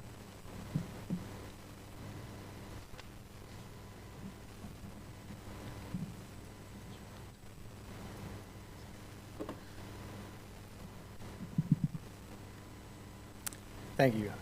Just trying to figure out this. So this is back. Okay, that's back, forward, and then raise your pointer. Great. All right, thanks everybody. My name is Martin O'Brien. I'm from Calgon Carbon. Today I'm going to be presenting on a topic of thermal destruction of PFAS during full-scale reactivation of PFAS-Laden granular activated carbon. This data that's going to be presented today actually comes from a peer-reviewed study that was published in the Wiley Remediation Journal late last year. I was not involved with the study itself, so I'm acknowledging the authors down here: Rebecca DiStefano, Tony Feliciano, Richard Mimna, Adam Redding, and John Mathis, all of Calgon Carbon. And so I will do my best to represent the data and to answer any questions that might come up. But please forgive if I need to check with some of the authors on some of the questions specifically. So starting us off, just who we are as Calgon Carbon and why do we care about this. Calgon is the largest granular activated carbon producer in the world. We make a lot of activated carbon, and especially with PFAS being of such regulatory interest today, our carbons are used for a lot of PFAS applications. We have over 100 full-scale installations for PFAS removal across the United States. But in addition to PFAS, we also offer other solutions, including ion exchange technologies, system design, turnkey solutions. So we provide a lot of activated carbon for these applications, and so it benefits us to understand what happens to that PFAS on the carbon at the end of its life cycle. Just a little bit of context to show how activated carbon works, right? I'm not going to get too far into the data sets here, but what I really want to illustrate here is that activated carbon is really a mature technology for PFAS removal. The data set here on the left shows an activated carbon adsorption system removing PFAS ranging from PFBA all the way up to C8, C8 compounds, PFOA and PFOS, for a number of bed volumes over time. And so, really what I'm trying to illustrate with that is that activated carbon can remove a wide range of PFAS compounds ranging from short chain to long chain. And on the right-hand side here, we have an example of a full-scale system with 10 minutes of empty bed contact time removing PFOA from an inlet of about 450 ppt to non-detect for almost 300 days. And so data like this can be seen across the United States at various installations. And so carbon is out there doing its job of removing PFAS from water today. So the way carbon works, this is just a sort of high-level diagram of really any sort of fixed or packed bed system. You have your contaminated water, which flows downflow through a vessel containing your filtration media, whether that's activated carbon, ion exchange, clay, or other filtration medias, other sorbents that are out there. And the purpose of this process is to concentrate PFAS or whatever other substance you're looking to absorb from a relatively large volume of contaminated water and to fix it onto a much smaller volume of solid media. Now, once the capacity of that media has been reached, it has to be removed from the vessel and disposed of in some manner. So for different solid sorbent medias, right, there's a couple different options. For any solid media, you're really looking at sort of two main options of incineration or landfill for PFAS at a hazardous waste landfill. But for activated carbon, there's a unique third option called carbon reactivation. This is a process whereby spent carbon from a site is removed, usually by slurry or vacuum. It's transported in a truck to a carbon reactivation facility where the material is processed under conditions very similar to those that are used to create activated carbon in the first place, high temperature thermal conditions in a furnace that desorb and destroy the contaminants. And then a reactivated carbon is the product, which in some cases can be returned to the same customer to put back into their service. So that kind of describes the process of reactivation. This is a commercial process. It's an ex situ destruction process that occurs at fixed locations around the U.S. But some of the benefits that reactivation can offer are certified destruction of the adsorbed materials. We have sites that are able to handle RCRA wastes as well as CERCLA wastes. No landfill liabilities are associated with reactivation. It's a sustainable solution since the carbon can be used again. In comparison to the production of virgin activated carbon, reactivated carbon only produces about 20% of the CO2, so it's a lower carbon option for activated carbon production. And it's a much lower cost than incineration for PFAS-laden materials particularly. So around the globe, Calgon Carbon operates 10 reactivation facilities. In the United States, we have 2 RCRA facilities and 3 custom potable reactivation facilities. And 4 of these sites are CERCLA approved. So if PFOA, PFOS become CERCLA hazardous wastes, we'll be able to accept them at those locations. In the United Kingdom, we have 2 reactivation sites. We have quite a large one in Belgium and 2 reactivation sites in China as well. So quite a global presence for carbon reactivation. We're not the only ones in the industry that do carbon reactivation. These types of plants are located all over the world.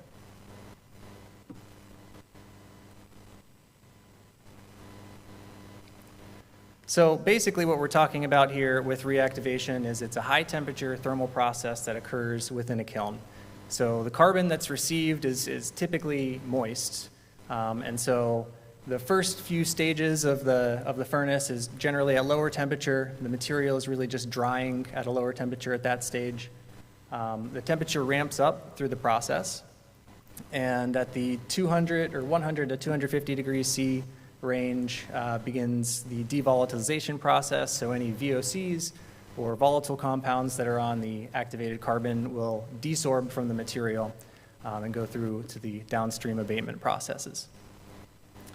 At a little bit higher temperatures, ranging from about 200 to 750, is where the calcination and pyrolysis happens.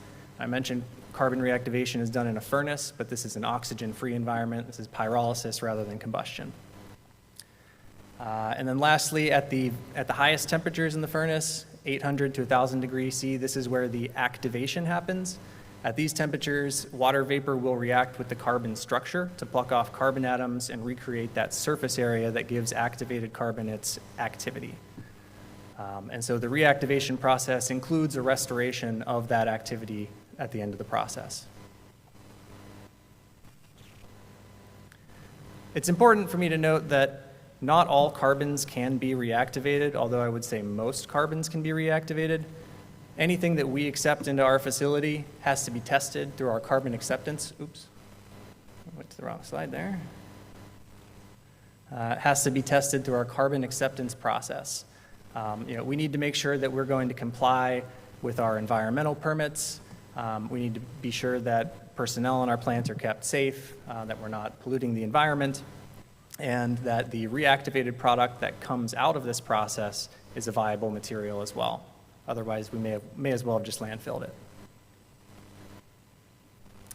As part of the carbon acceptance process, we undergo a range of testing, things like apparent density. Soft, low density materials can't really be reactivated. They'll just be sort of pulverized in the process. Things like ignitability for safety. We do test the nature of the spent carbon, especially as it relates to acid gases. And so chlorine, fluorine, bromine, as well as percent sulfur. The fluorine is particularly important when it comes to PFAS, as well as some other testing that we perform, like radiation screening, et cetera. We want to make sure that the product that we're accepting within our facilities is able to be properly treated through our process. Just a little bit more background on reactivation. It's sort of a confusing topic, and the nomenclature, you'll hear the nomenclature various ways in the industry. I've already heard it today. But reactivation is a unique process. We prefer the term reactivation over things like regeneration. I'll get into what regeneration means to us. But reactivation is different than both of those processes.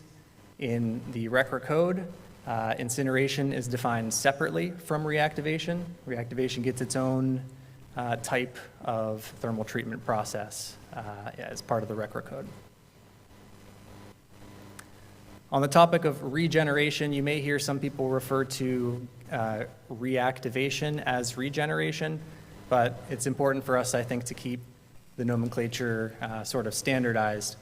To Calgon, as carbon people, reactivation is the high temperature process that removes and destroys the contaminants from the carbon. It's that ex situ process that occurs in a furnace, whereas regeneration can refer to a number of other processes, sometimes using steam, solvents, or lower temperatures or pressure swing in order to regenerate partial capacity out of the carbon. Typically, regeneration processes are performed in situ, within the vessel that the activated carbon is held within.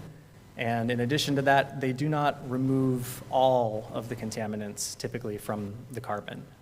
So a regeneration process would not be complete. It may restore some operational capacity to the material, but does not fully rid the site of the contaminants. Furthermore, regeneration is in situ, and so once you regenerate the material, you are left with a concentrated stream of contaminants that still needs to be dealt with.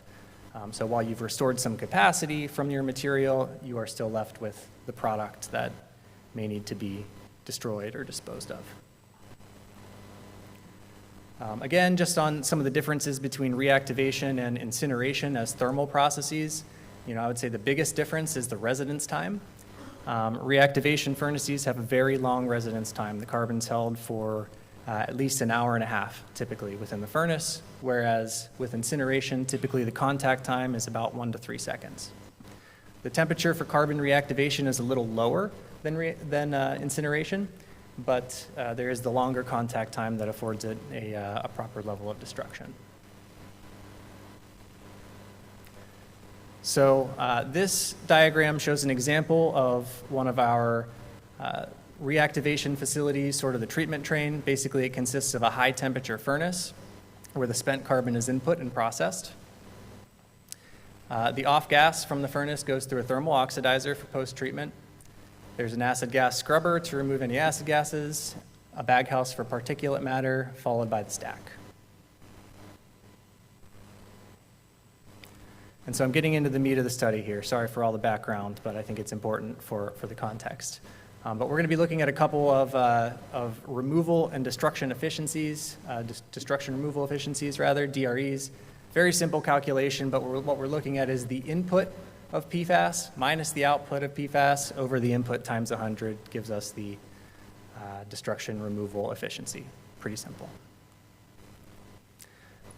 So as I mentioned, the work that I'm presenting here is part of a peer-reviewed paper. The paper has the same title as the presentation. If you want to look it up, you can go to Google and just type in those words on your device, and it'll pull it right up on Wiley's Remediation Journal. We did pay a little extra for public access to the article, so you don't need to pay for the article. You can go read it without any paywall. And I'd encourage you guys to do that after the talk. There may be some additional information that's in the paper that is not in the presentation. So, down to the study. What did we do? What we did was we took a load of known PFAS-containing carbon, what we would consider relatively heavily loaded PFAS carbon. And we tested all of the inputs and the outputs of our reactivation process. So we performed solids extraction for PFAS. This was done at Eurofin's Lancaster lab by LCMSMS on the spent carbon. We also performed it on the reactivated carbon afterwards.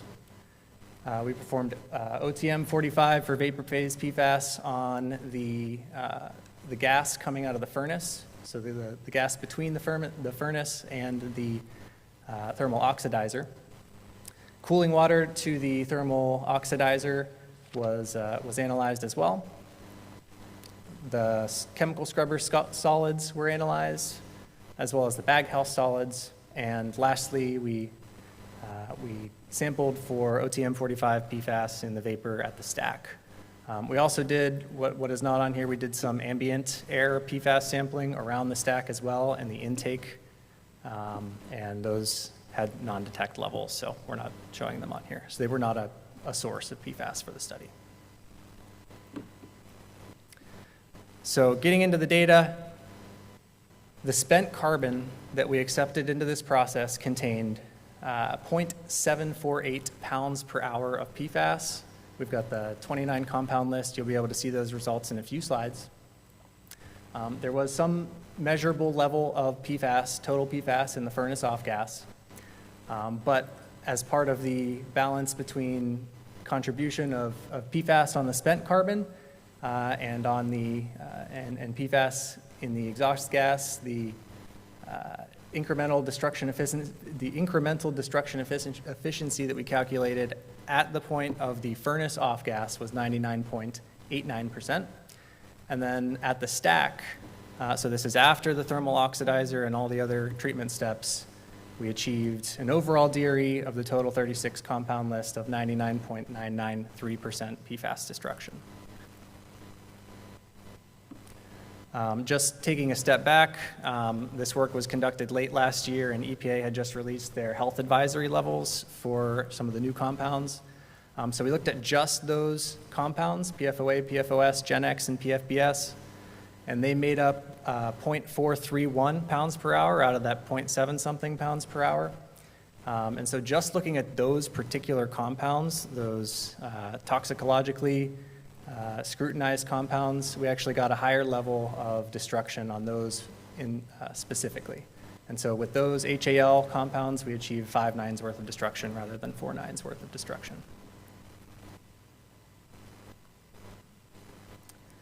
And so this slide just sort of summarizes that data. Basically, in the furnace itself, we calculated a greater than 99.9% destruction, and then after the rest of the abatement process, there was an additional incremental destruction that occurred, yielding greater than 99.99% destruction across the furnace and abatement system. So you might have to squint to take a look at this a little bit, but this is the concentrations of PFAS on the spent carbon here in these columns. And you can see they are quite high. I think this adds up to a total of 112 parts per million. Total PFAS on the spent carbon. And then on the reactivated carbon, it's full of non-detects. And so of these compounds, we were not able to detect any of them. There was one example, one compound over here, perfluor octadecanoic acid. This one, we did get a measurable result on one sample, but we had retested it again, and it came out non-detect. So, mysteries of PFAS. And last but not least, we'll look at the fluoride measurements and fluoride mass balance. Again, we had 0.748 pounds per hour of PFAS coming into the system from the spent carbon, 0 pounds per hour coming out on the reactivated carbon. However, there were measurable levels in the furnace off gas. Taking these total fluoride measurements, we end up with a mass balance of 61.4% on total fluoride. Obviously, we would like that number to be a lot higher, but one of the issues that we've run into, and one thing that we know particularly about processing carbon with fluorine on it, is that the HF that's generated reacts with everything. It reacts with our furnace refractory, which causes us to have to replace it more often whenever we run this type of material. And so, maybe if the mass balance included all of the furnace refractory and all of our piping and everything like that, we may get closer to that 100%. Just the mass balances are very difficult. From what I've seen, 61.4% is not bad. So just looking at the conclusions, reactivation is a unique process, right? It's different than regeneration, it's different than incineration, and it does achieve high levels of PFAS destruction across our system and our robust abatement train. So we did achieve greater than 99.99 for total PFAS on the 36 compounds, 5 nines on the HAL compounds. There were high levels of fluoride generated that supported mineralization of the PFAS compounds. And then just a couple, additional points about reactivation being, a cost-effective, safe, and proven method. So I'm sure there's going to be some additional follow-up questions on the study, and I'll go ahead and open it up.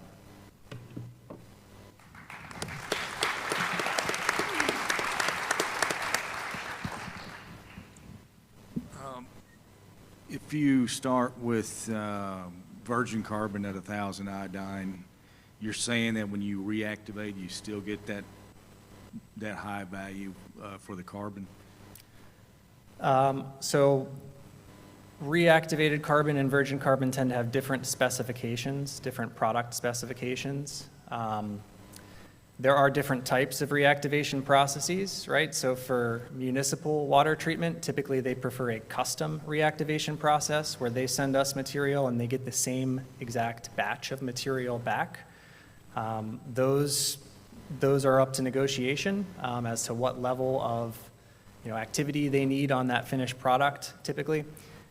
So I would say generally the level of activity on reactivated carbon tends to be slightly less than that of a high quality virgin carbon like Filtersorb 400. But that's not to say that it could not be produced to higher activities if needed. And the cost, is the cost about the same? The cost of For the reactivated carbon versus right. virgin carbon? Typically, reactivated carbon is a little less expensive than virgin carbon. That being said, we've got a lot of other data that looks at things like PFAS removal performance on virgin carbon versus reactivated carbon. And there are some cases, there are some compounds that you may want to choose a virgin carbon for rather than a reactivated carbon, particularly if you're looking at the shorter chain compounds. We have evidence to suggest that the virgin carbons perform quite a bit better for the removal of those. You said you had a breakdown of your refractory. What material did you use in your refractory when it broke down? I'm sorry if I said that we had a breakdown of the refractory, but what I mean to say is that the HF that's generated from the thermal treatment of fluorine compounds does corrode the refractory within our furnace. Okay, and what kind of material was that you used in your refractory? Was it a brick or was it stainless, carbon steel, what? It is some sort of aluminosilicate material, but I'll have to double check on the specific materials of construction of that.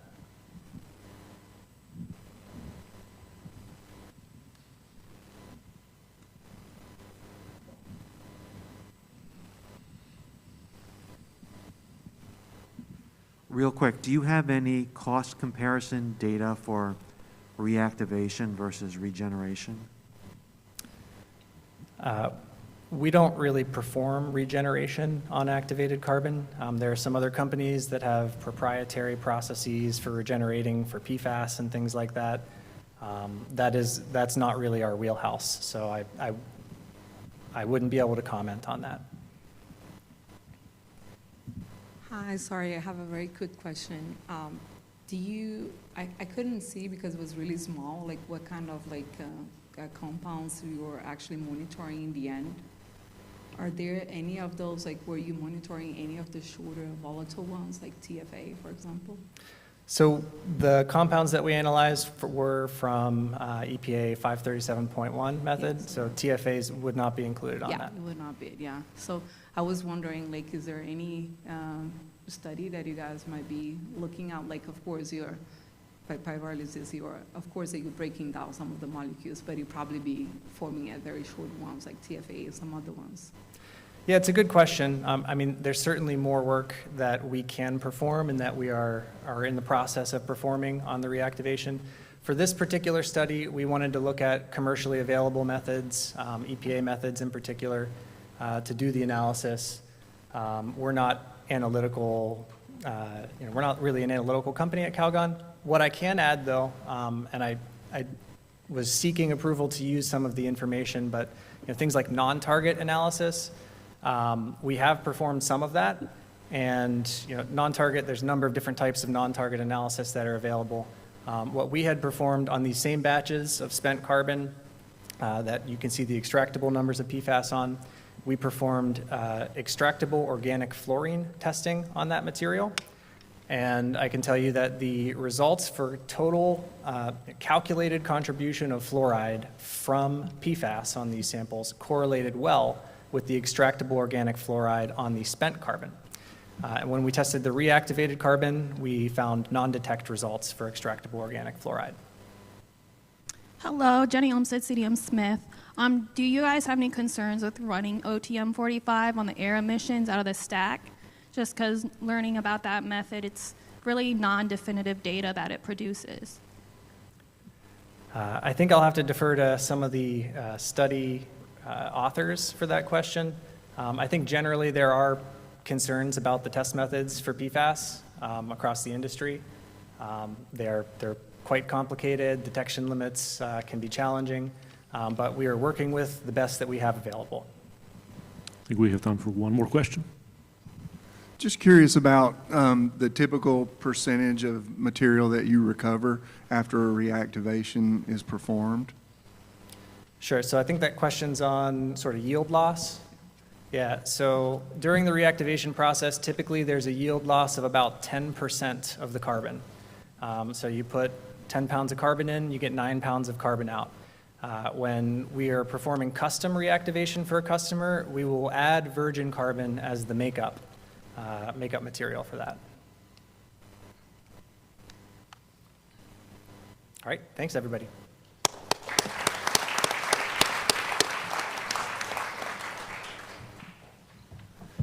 That is it. We concluded right on time. I guess there's a break right now from 3 to 3:30, and then session number 2 of assessment remediation will kick off right at 3:30.